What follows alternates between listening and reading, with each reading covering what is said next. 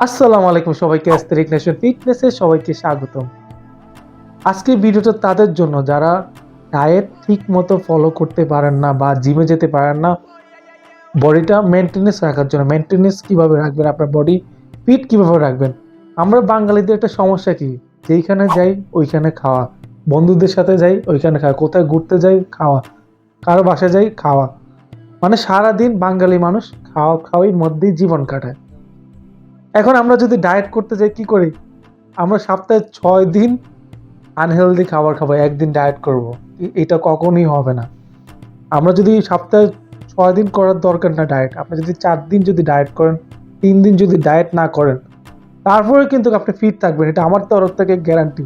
এখন আপনি যদি 4 দিন ডায়েট করেন না আর 3 দিন ডায়েট করতেছেন, তাহলে হবে না। কারণ কি, ওই 4 দিন হইতে পারে এমনভাবে ক্যালোরি ঢুকাইছেন, ওই 3 দিনও আপনার কার্যকর হবে না। এই জন্য 4 দিনটা ধরেন আপনার হেলদি ফুড খাওয়ার টাইম, আর 3 দিন আনহেলদি খাওয়ার।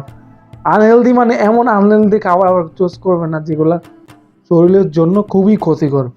আনহেলদি খাবারের মধ্যে কিন্তু জাত আছে, লাইক আপনি ইচ্ছা করলে গ্রিল খেতে পারেন, কিন্তু আবার বেশি খেতে পারবেন না। গ্রিল অতিরিক্ত পোড়া জাতীয় জিনিস খাইলে আবার কিডনি সমস্যা হয়।